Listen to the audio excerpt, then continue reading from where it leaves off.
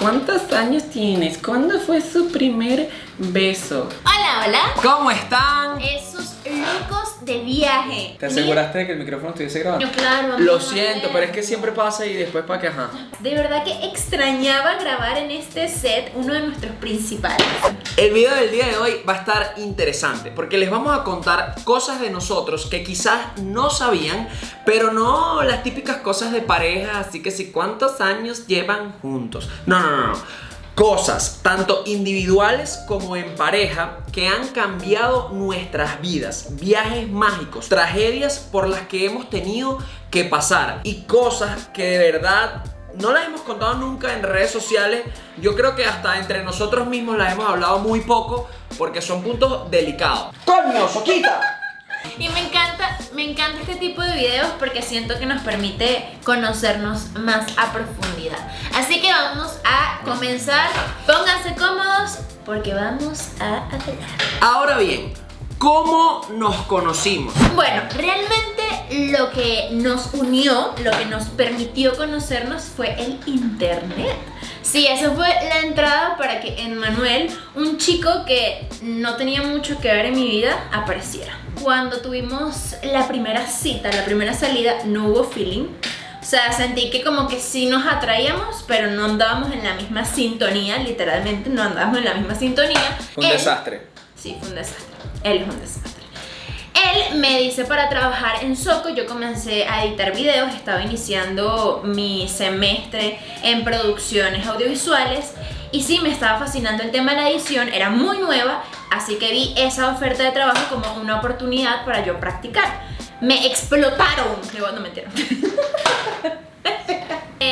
Pero bueno, comenzar a editarles videos a Soco no solamente me enamoró de Venezuela, sino que logró que me fijara en ese muchachito guapo que tengo aquí al lado mío. Y fue en un viaje a la Tortuga súper especial donde él se declaró sus sentimientos, dijo cosas muy cuchis y a partir de allí comenzó a ser muy lindo conmigo y bueno, comenzó a surgir poco a poco el amor. Realmente el poco a poco fue una semana súper intensa de amor. Sí, fueron decisiones heavy que tuvimos que tomar en ese momento como de ya para allá, pero yo creo que las cosas más increíbles que han pasado en mi vida, entre ellas estar con Valerie, fue una de esas decisiones locas que he tomado en mi vida. Yo soy una decisión loca. Bueno, sí, o sea, de cambiar mi soltería, digamos, estable, porque estaba bastante cómodo con la empresa, trabajando mucho, y llegaste tú a desordenarme la vida y después, bueno, me pusiste carácter, es verdad. Entonces no somos esa típica historia de amor perfecta donde se conocen, se enamoran, salen y todo bien, para nada. Pero todo ha sido muy bonito y a nuestra manera somos una linda relación. Mucha gente dice que mi nombre es Valeria gracias a este niñito por acá, pero La yo Valeria. soy Valerie. ¿Por qué me pusieron ese nombre? No tengo ni idea. ¿Qué significa? No tiene ningún significado trascendental. Lamentablemente, no. Pero a mí me gusta mi nombre y es Valerie y tengo 25 años. Yo tengo 28 años, aunque me rodaron espichado y por la calle me dicen que parezco de 30 y pico. Pero sí, soy del 92. Cuando tenía 9 años y estaba en quinto grado, mi familia decidió emigrar. Nosotros nos fuimos a vivir a Estados Unidos y mi papá empezó una compañía allá para poder tener los papeles legales en este país. Después de casi un año viviendo en Estados Unidos, yo me había dedicado al fútbol allá y era portero y de verdad muy bueno. Había jugado en equipos que iban a competiciones a nivel regional y nacional. Fuimos a una competición varias veces en Orlando, en donde se celebraba un campeonato nacional y quedamos de primero y de segundo lugar en 2 oportunidades que fuimos. Fui llamado por una especie de asociación en donde seleccionaban a los 25 mejores porteros de Estados Unidos para mi edad, que era sub 10 o algo así. Y mi mamá decidió regresar a Venezuela y no llevarme a hacer esta competición en donde posiblemente no hubiese figurado entre los mejores porteros, pero quizás me hubiese visto algún scout y quizás mi vida hubiese sido otra. Así que ahí son decisiones que no tomamos nosotros, pero que pudieron haber cambiado el rumbo totalmente de nuestras vidas. Al igual que Emma, hay muchas cosas que tampoco he contado de mí. Entre ellas creo que una que particularmente siento que me cambió la vida fue una operación que me hicieron cuando yo tenía 17 años. Resulta ser que yo voy a la clínica porque tenía una gripe y cuando me atienden me dicen, mira, tú tienes algo en los pulmones que no deberías tener. Y yo así como que, bueno, mándame lo que tengo que tomarme y listo. A lo que la señora agarra y llama, por favor me comunica con el cirujano de tórax. Y yo, ¿cirujano de qué? Bueno, resulta ser que sí, tuve un tumor entre los pulmones y el corazón en el mediastino anterior. Resulta ser que son como células madres que se quedan en tu cuerpo. Pudo haber sido otro hermano, pudo simplemente haber sido una masilla que se forma en mi cuerpo, pero lo particular de este tipo de tumores es que suele tener pelos y dientes, o sea, un poco... Pero sí, imagínense que hubiésemos sido dos, como yo. Yo hubiese tenido 2 novias.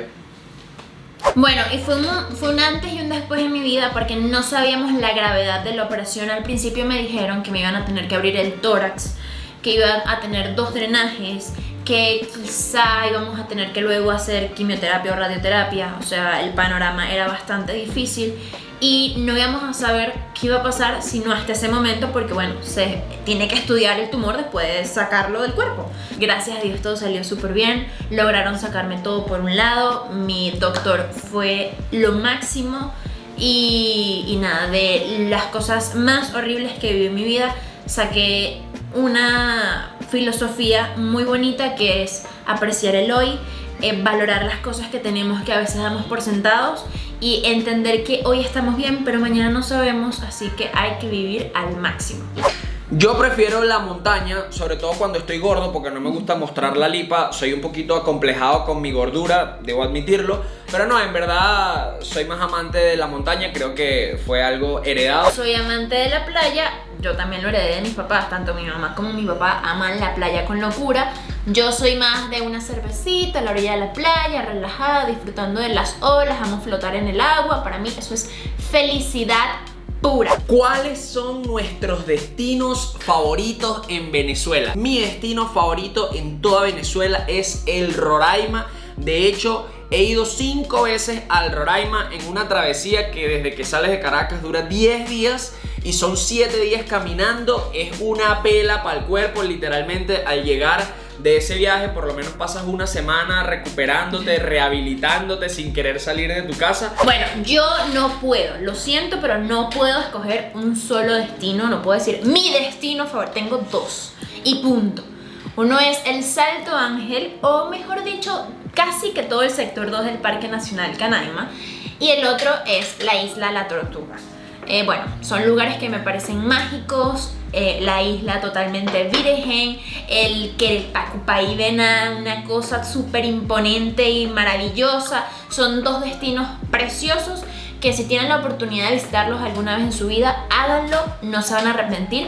Quiero resaltar de que Valerie mencionó que su destino favorito es el sector 2 del Parque Nacional Canaima, y estoy seguro de que mucha parte de ese amor fue por un viaje que hicimos en el 2019 en donde fuimos invitados por la comunidad de Canaima para promover el turismo y visitar más de 14 comunidades indígenas, del cual hicimos toda una serie. Fueron 10 videos de principio a fin que literalmente marcaron nuestras vidas. O sea, hubo un antes y un después en nuestras vidas después de poder conectar con comunidades indígenas que viven prácticamente de la siembra, de la caza, de la pesca, tal cual como hace cientos de años. Y bueno, si quieren ver toda esta serie, denle click acá. Son 10 videos, van a tener que pasar varias horas, pero vale la pena porque es maravilloso. Tanto si eres venezolano como si eres extranjero, vas a poder conocer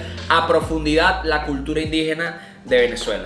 Ok, Yo estoy un poquito loca y Emmanuel está un poquito loco, y por eso somos dos locos de viaje, pero es una locura bastante particular. Gracias a una tía que tengo que también está súper loca, que es mi tía Ginette. Ella celebraba los no cumpleaños, porque ella decía, ¿por qué yo voy a celebrar una vez al año? Y cada vez que salíamos a comer y ella tenía la oportunidad de pedirse un postre, lo celebraba cantando un no cumpleaños. Así que yo decidí unir esa linda tradición de mi tía a nuestra relación y comenzamos a celebrar juntos los no cumpleaños. Cuando yo decido empatarme oficialmente con el señor Emmanuel. Que me pidió ella el empate a mí para que quede aquí en el registro. Sí, porque él me había dicho como que, mira, ¿quieres ser mi novia? Y yo le dije, no, siento que es muy pronto. Entonces vamos a esperar a que el tiempo, la cosa, vamos a ver cómo va funcionando todo. Y un día me invita a comer a un restaurante que se llama Qatar. Yo voy al baño y cuando salgo, él tenía un postre.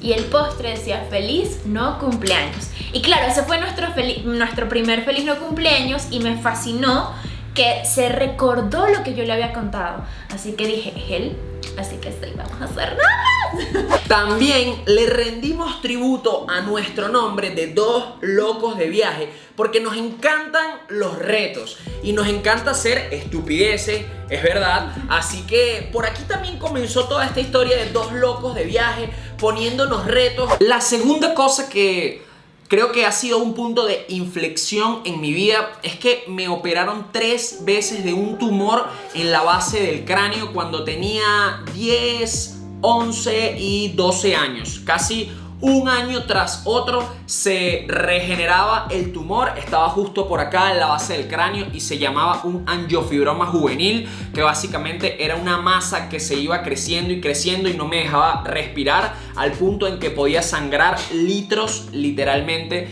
de sangre. Entonces utilizaron métodos para extirpar, para cortar el tumor. Y mientras la tecnología fue avanzando, estos métodos fueron también avanzando hasta la tercera vez, en donde me desprendieron todo el maxilar superior. Literalmente me sacaron la mandíbula y metieron unas tijeras y una cámara por ahí para poder cortar. Y bueno, después de eso, todo bien. Creo que desde ese punto de mi vida le perdí el miedo a las agujas, porque además era muy gordito cuando estaba pequeño. No es que ahora no sea, pero ahí era más. Y no se me notaban las venas, así que demasiadas inyecciones. Me encanta dibujar, me encanta, pero tengo algo muy particular y creo que por esto nunca estudié ilustración ni nada por el estilo, y es que no puedo dibujar siempre, sino que de vez en cuando entra como la musa en mí y me dan ganas de dibujar. Pero sí me encanta más que todo dibujar cosas como realistas. Yo veo algún dibujo o veo alguna foto y me gusta tratar de plasmar que quede lo más parecida posible. Ese es mi estilo de dibujo. Lo hago solamente como un hobby y cada que tengo tiempo y puedo desconectarme y tengo las ganas de hacerlo, me paso el tiempo súper chévere. Otra cosa que quizás no sepas de mí es que estuve en 1999, específicamente el 16 de diciembre, en un techo en una casa en el estado Vargas, mientras veía cómo mi casa se la llevaba la tragedia de Vargas.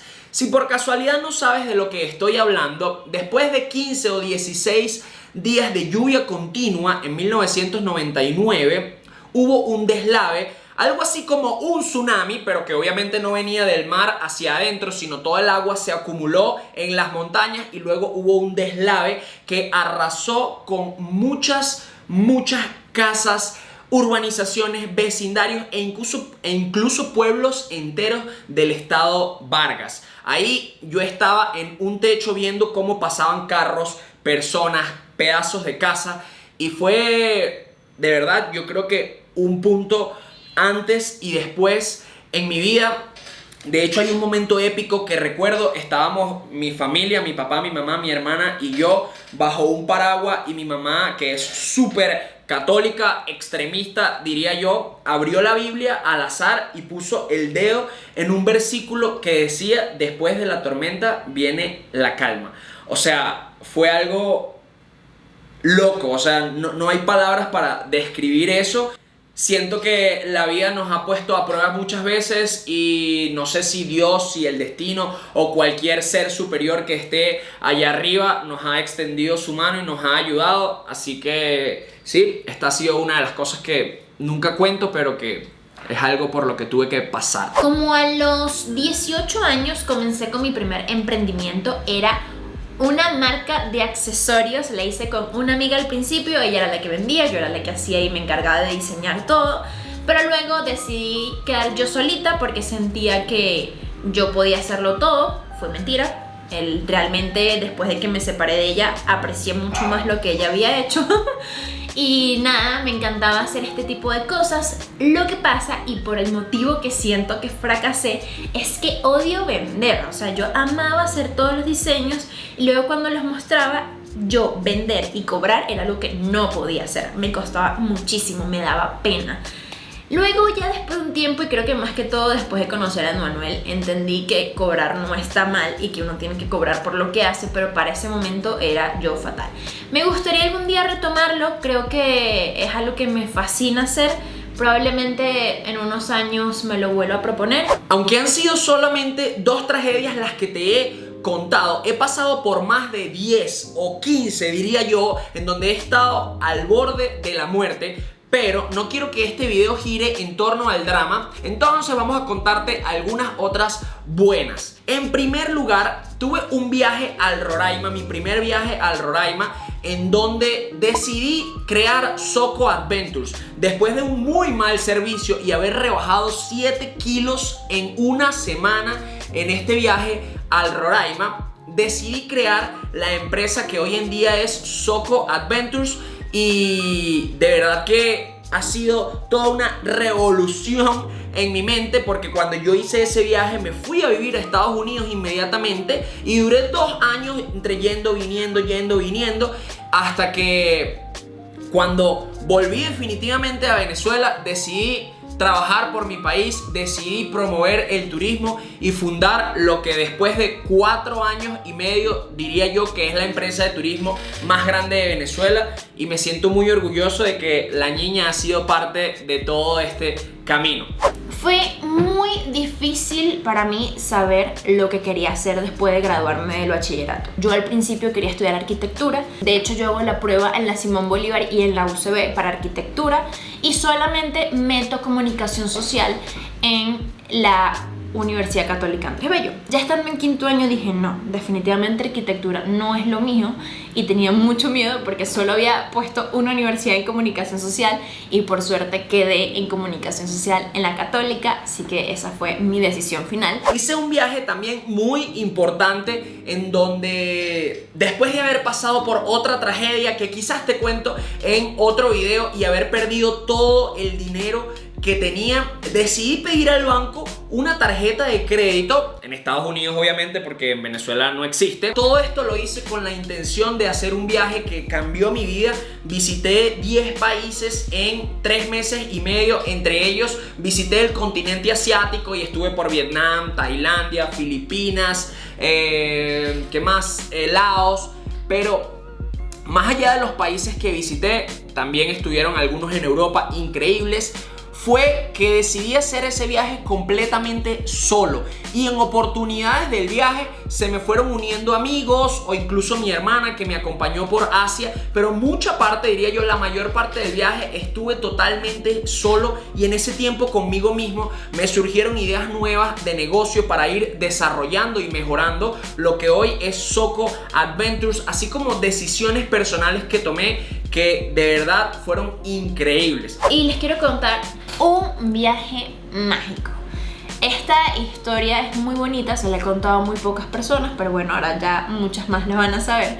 Y es algo que me pareció mágico y me ocurrió en la isla La Tortuga. Creo que este fue el motivo por el cual yo decidí tener a este lugar en mi top de destinos de Venezuela. Siento que lo que me pasó allí no fue casualidad. Nosotros llegamos a Cayo Herradura el viernes y el sábado fuimos a hacer un paseo a Punta del Este, Punta Delgada, tiene muchos nombres, pero es otra parte de la isla La Tortuga.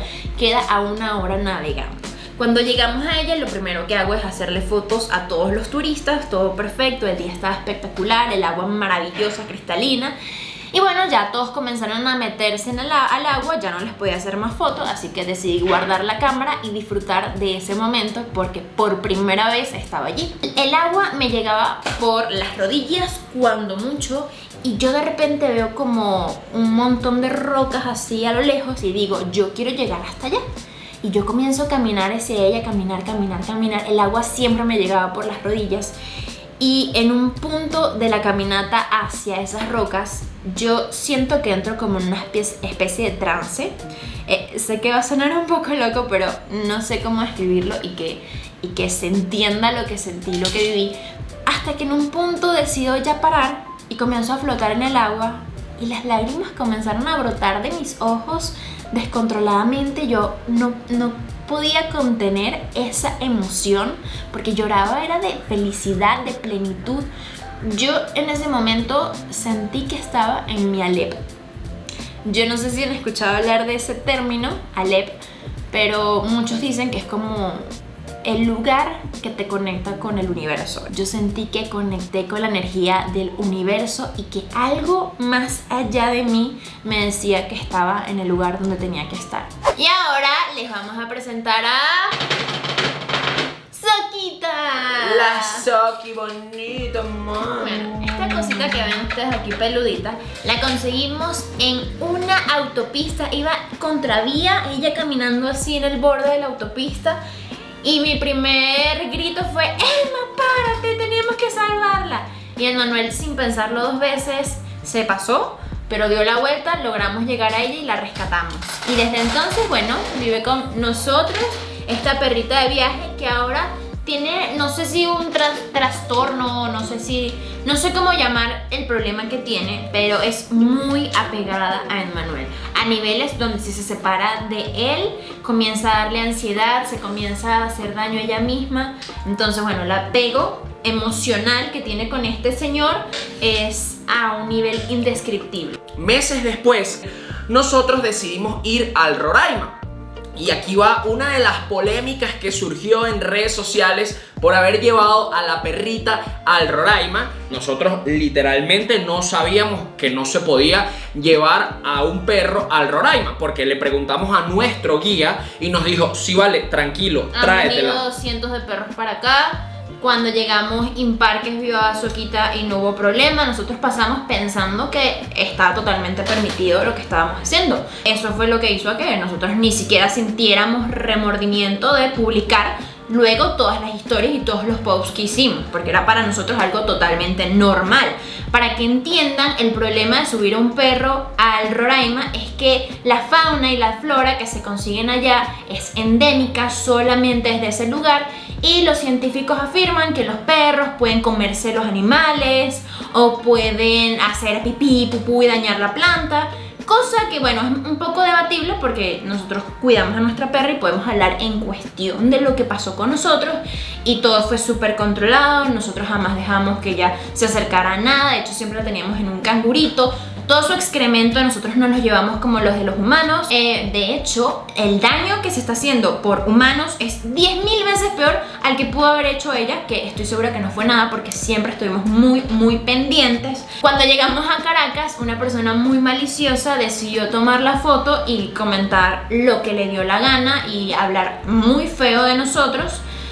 Y bueno, generar polémica, me imagino que en parte para crear seguidores, para atraer seguidores, porque su intención evidentemente no era enseñarnos, ya que esa no es la manera de enseñar. Sí, pero asumimos que estuvo mal y no lo volveríamos a hacer. Sin embargo, creo que la exposición que nos hicieron y todo lo que nos comentaron en ese momento fue muy fuerte. Realmente no con esto estamos justificando el por qué llevamos a la perra al Roraima. Nosotros la llevamos al Roraima porque no sabíamos que no se podía subir a ningún perro al Roraima. Ya habíamos tenido guías anteriormente que los guías subían con perros, pero el último guía que tuvimos no subía con perros, pero nos permitió hacerlo sin ningún problema. Nos dijo, claro que sí, tráetelo. Y Parques no solamente fue que la vio una vez, no solamente fue que pudo haber pasado como un perro callejero desapercibido. No, yo tuve a Soquita cargada en mi canguro, o sea, montada en mi pecho, en un bolso,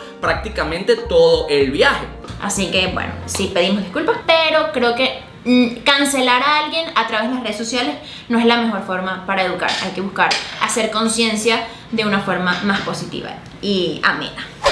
Estas han sido solo algunas de las cosas que quizás no sabías de nosotros. Si tienes alguna otra pregunta, puedes escribirla acá en los comentarios y las más interesantes las estaré respondiendo y hasta pin le daré para que quede ahí de primerito en los comentarios de este video de YouTube. Y si quieres que hablemos más a profundidad de alguno de los puntos que tocamos en todo este video, también coméntanos abajo para hacer un video especial sobre eso, porque bueno, tratamos de resumirlo bastante, pero podemos extendernos muchísimo más, créanos, y sobre todo él. Y si llegaste hasta acá, comenta: Emma habla hasta por los codos. No olvides suscribirte en este canal y activar la campanita. Es tan importante como que estés suscrito a que tengas la campanita activada. ¿Por qué, marico? Ay, perdón, no me pegué, amor. Tú siempre me lanzas Violencia de cosas. género. Y también dale like. Yeah.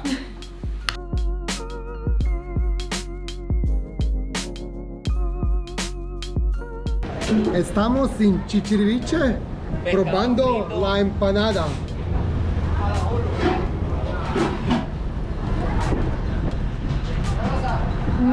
Marico, qué vaina tan buena.